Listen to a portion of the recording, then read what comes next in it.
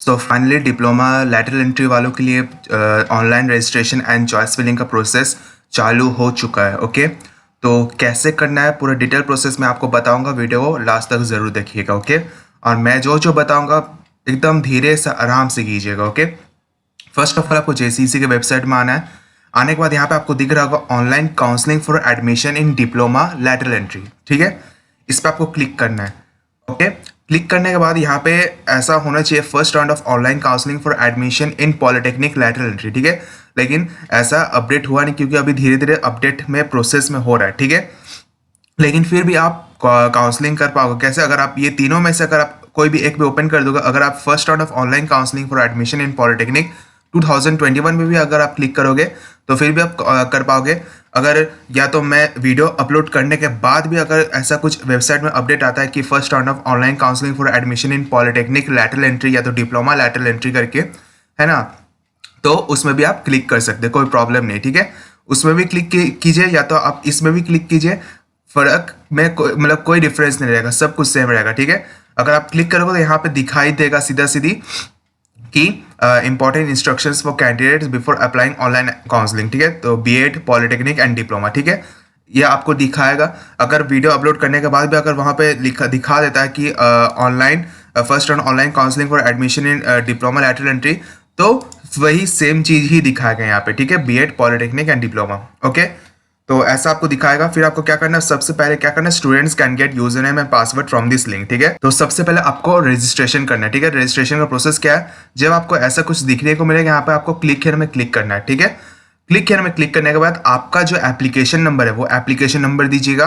और साथ ही साथ आप अपना डेट ऑफ बर्थ दे दीजिएगा। ठीक है, देने के बाद सर्च वाला ऑप्शन में क्लिक कीजिएगा। करने के बाद क्या होगा, आपका जो ईमेल आईडी, आपका जो रजिस्टर्ड ईमेल आईडी है, आपने जो भी फॉर्म फिलअप करते वक्त दिया था रजिस्टर्ड ईमेल आईडी, उसमें आपका एक पासवर्ड आएगा। ठीक है, वो तुरंत पासवर्ड आएगा। जब आ जाएगा तो क्या करना है, फिर आपको साइन इन वाला ऑप्शन में क्लिक कर देना। ठीक है, साइन इन वाला ऑप्शन में क्लिक करने के बाद यहाँ अपना ईमेल एड्रेस दे दीजिएगा।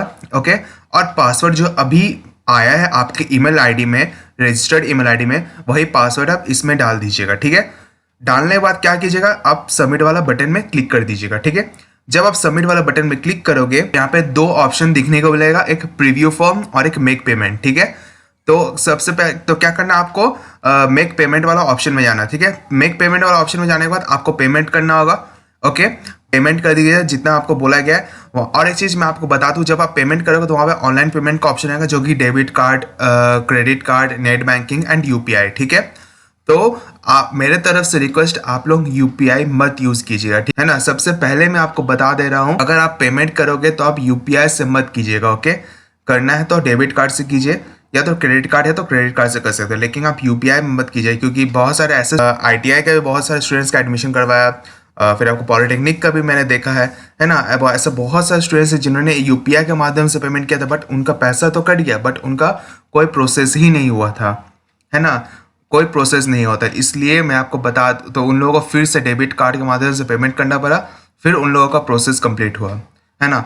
तो इसलिए आप लोगों से रिक्वेस्ट है, जब पेमेंट करेंगे UPI से मत कीजिएगा, डेबिट कार्ड से कीजिएगा। ठीक है, तो जब पेमेंट हो जाने के बाद वहाँ पे रिफ्रेश वाला ऑप्शन रहेगा, रिफ्रेश वाला ऑप्शन में क्लिक कीजिएगा। ठीक है, रिफ्रेश वाला ऑप्शन में क्लिक करने के बाद वहाँ पे आपको दिखा देगा कि हाँ your payment has been successful, या तो आप उसका स्क्रीनशॉट लेकर रख दीजिए या तो कोई प्रॉब्लम नहीं। ठीक है, जब हो जाएगा तो ऐसा दिखने को मिलेगा। ठीक है, जो कि यहाँ पे ऐसे दिखने को मिलेगा, जो कि यहाँ पे लिखा रहेगा कि हाँ your payment has been successful. ठीक है, ऐसे यहाँ पे लिखा रहेगा।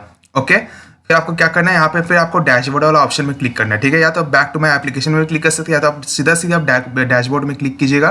ठीक है, करने के बाद फिर आपको कुछ ऐसे इंटरफेस दिखने को मिलेगा यहाँ पे कोर्स प्रेफरेंस का। ठीक है, तीसरा वाला ऑप्शन दिखने को मिलेगा वो कोर्स प्रेफरेंस, तो आपको इस पर क्लिक करना है। ठीक है, इस पर क्लिक करने के बाद अब मेन चीज़ आता है वो है कॉलेज या तो इंस्टीट्यूट प्रेफरेंस, है ना।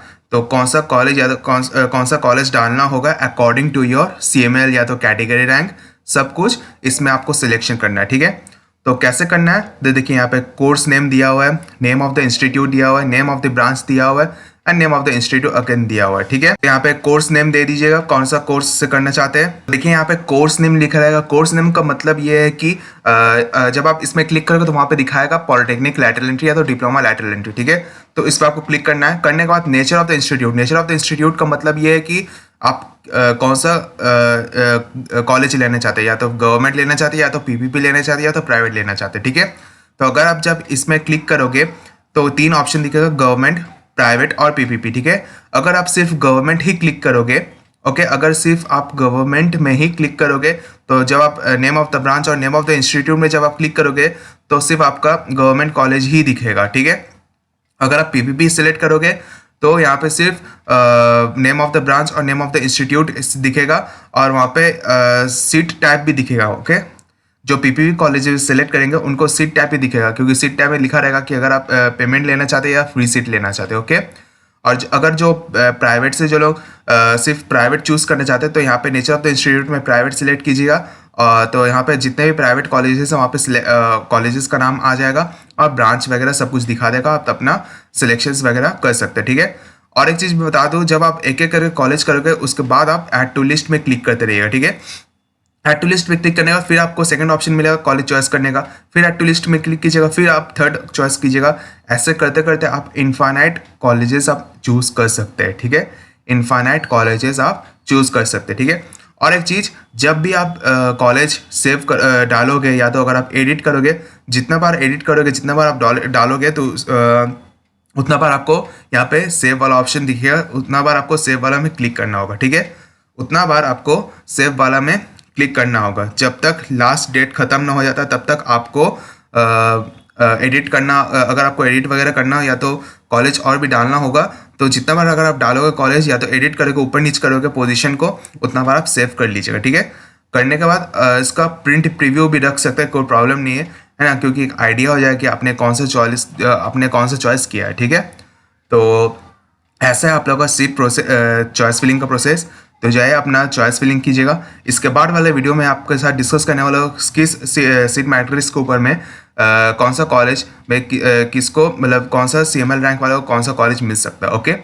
तो उम्मीद करता है आपका सारा डाउट क्लियर हो चुका। तो वीडियो को यहीं पे खत्म करते हैं। वीडियो को अच्छा लगे वीडियो को जरूर लाइक कीजिएगा, ज़्यादा से ज़्यादा शेयर कीजिएगा और JCECE से रिलेटेड अपडेट्स पाने के लिए चैनल को सब्सक्राइब करना ना भूलिएगा। Thank you.